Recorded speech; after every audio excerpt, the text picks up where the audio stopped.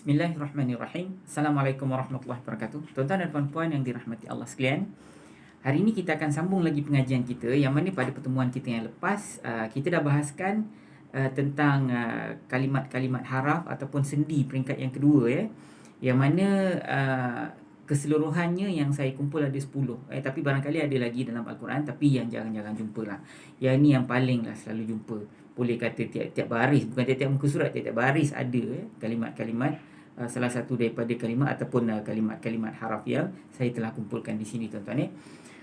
Baik, saya kumpulkan ada 10, tapi dah bahaskan 5, tuan-tuan. Hari ini kita bahaskan 5 yang berikutnya. Saya ulang balik apa yang telah kita bahaskan. Yang pertama, haraf penyambung cerita, kan? Haraf penyambung cerita, dan, maka, ataupun apa ni, kemudian, summa, itu semua adalah haraf penyambung cerita. Dan ada yang lain-lain juga, tuan-tuan boleh cek balik. Itu kita panggil haraf penyambung cerita. Haraf penyambung cerita ni, tuan-tuan, dalam istilah nahwu bahasa Arab dipanggil atof. Haraf atof. Haraf atof. Tuan-tuan jangan keliru tau. Kalau ada orang kata, Ustaz, haraf ke huruf? Korang belajar ni Ustaz Nasar ajar kau haraf ke huruf? Dulu sama je. Haraf tu kalau dia singular, kalau dia huruf tu kalau dia jamak. Kenapa saya tak nak pakai huruf? Sebab orang Melayu ni tuan, bagi dia huruf kan A, B, C, D, E ataupun alif, ba, ta, tha, jim, ha, kha. Itu huruf kan. Jadi kalau saya pakai huruf, nanti student akan huruf apa ni? Alif, ba, ta ke? Jadi saya tak nak pakai huruf, saya pakai haraf. Haraf kan dia tukar sikit bunyi dia. Jadi tuan-tuan terus ingat, haraf tu ialah apa yang kita masukkan. Bukan huruf A, B, C, D, E ataupun alif, ba, ta tu. Sebab tu saya pakai haraf. Jadi kalau orang tanya, Ustaz kau ajar haraf ke huruf? Dua-dua sama je. Cuma huruf tu kalau dia jamak, haraf tu kalau dia singular. Okey. Tuan-tuan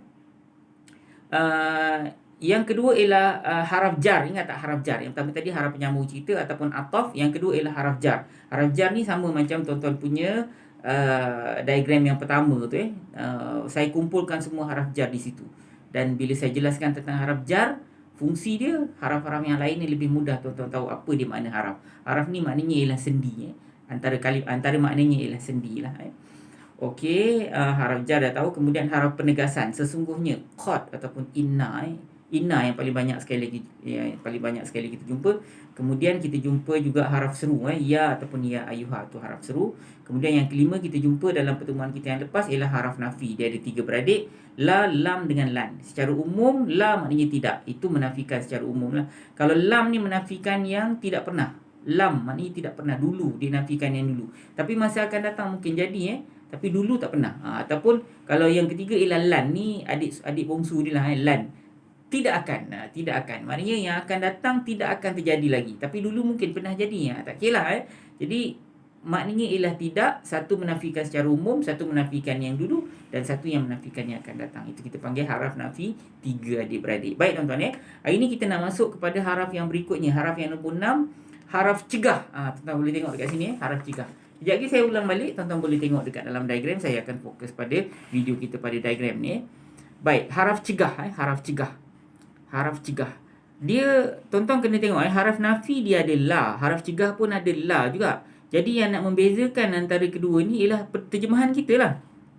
Adalah perbezaan dia secara teknikal, nanti kita bahaskan kemudian. Tapi yang penting sekarang ni pada peringkat ini, tuan-tuan tahu dia la nafi ke la cegah.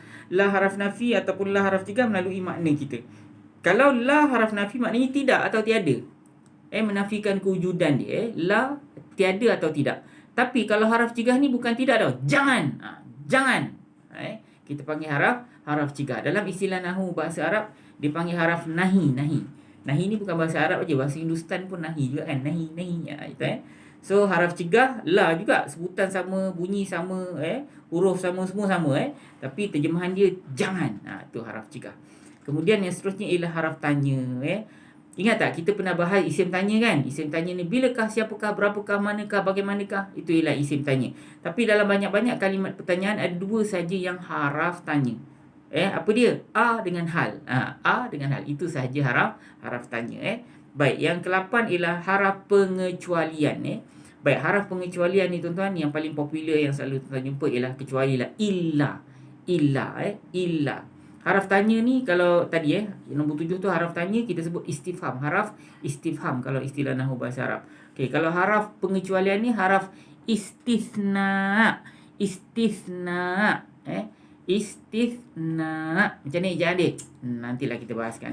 Yang penting sekarang ni tuan-tuan tahu pengecualian. Apa kalimat yang popular untuk haraf pengecualian ni? Illa. Makna illa apa? Kecuali lah. Bukan illa tau. Illa. Ada tasydid Illa. Itu maknanya ialah kecuali. Itu ialah haraf pengecualian. Senang tak? Kita akan pilih kalimat yang paling dekat dengan dengan fungsi kalimat itu dalam bahasa Arab So dia ialah haraf pengecualian Baik, yang seterusnya ialah haraf pengharapan. Ada yang kata kalimat ni cute bunyi dia. Haraf pengharapan. Kenapa haraf pengharapan? Sebab benda ni belum jadi lagi Dia kalau fi'il mudhari', kadang-kadang sebelum fi'il mudhari' tu tuan-tuan, dia ada diletak sebelumnya ada kalimat kaifa ataupun dia letak huruf sa. Tuan-tuan tak risau untuk kenal sebab apa? Kita akan bezakan warna kalimat ini dengan kalimat fi'il mudhari' tersebut. Tuan-tuan tentu tahu ini ialah kalimat berasingan. Contohnya macam sa, sa maknanya akan ataupun kelak. Saufa maknanya akan juga atau kelak juga Jadi kenapa kadang-kadang pakai saufa, kadang-kadang pakai sa? Adalah sebab dia. Tapi dua-dua makna tu kelak. Jadi kalau tuan-tuan nampak aja sa atau saufa sebelum kalimat fi'il mudhari' maknanya itu haraf pengharapan, benda tu belum jadi. Contohnya saya akan datang ke rumah awak. Dah pergi ke belum? Belum datang kan? Jadi itu pengharapan. Mudah-mudahan kita pergilah sampailah apa hajat kita Jadi sa tu ialah haraf pengharapan. Ataupun saufa. Saufa ni maknanya kelak juga. Kelak engkau akan berjaya di universiti nanti. Dah berjaya belum? Saufa tu akan. Jadi maknanya itu kalimat pengharapan. Haraf pengharapan. Sa atau saufa. Jadi tuan-tuan tengok, saya fokus kat sini. Tuan-tuan pun boleh tengoklah diagram tuan-tuan ni Okey. Yang ke-10 ialah haraf syarat Haraf syarat ni ada dua saja tuan-tuan. Lau dengan in. Bukan ada dua saja, ada dua saja dalam kita punya diagram ni. Nanti kalau kita jumpa yang lain yang jarang-jarang nanti kita akan masukkan termasuk dalam kelompok haraf syarat. Apa dia haraf syarat ni tuan-tuan? Lau dengan in ni maknanya kalau atau jika. Dalam bahasa Arab apa dia? Kalau, jika, sekiranya itu semua adalah kalimat haraf syarat. Sebab kalau tuan-tuan sebut saja haraf syarat ni, dia mesti kena ada jawab di balas pantun ni. Kalau engkau makan, nescaya engkau kenyang. Jika engkau makan, nescaya engkau kenyang. Sekiranya engkau makan, nescaya engkau kenyang. Jadi kalau ada jika, kalau atau sekiranya, dia mesti kena ada nescaya dia tu. Dia punya akibat ataupun apa kita panggil jawab dia. Kalau dalam istilah nahwu dipanggil syarat dan jawab. Syarat dan jawab. Bahasa Arab pun dipanggil syarat dan jawab juga Jadi itulah haraf syarat dia. Jadi kalau tuan-tuan tak bagi jawab dia, ayat tu tak betul, tergantung ayat tu Contohnya apa? Jika engkau makan, kenapa? Dia mesti ada akibat dia. Sekiranya engkau makan, sekiranya aku datang, apa? Dia mesti kena ada dia punya jawab dia. Kalau tak ada, kalimat tu tak lengkap. Tapi kadang-kadang syarat ataupun jawab ni, haraf syarat dan haraf jawab tu disebut. Kadang-kadang tak sebut, tak apalah.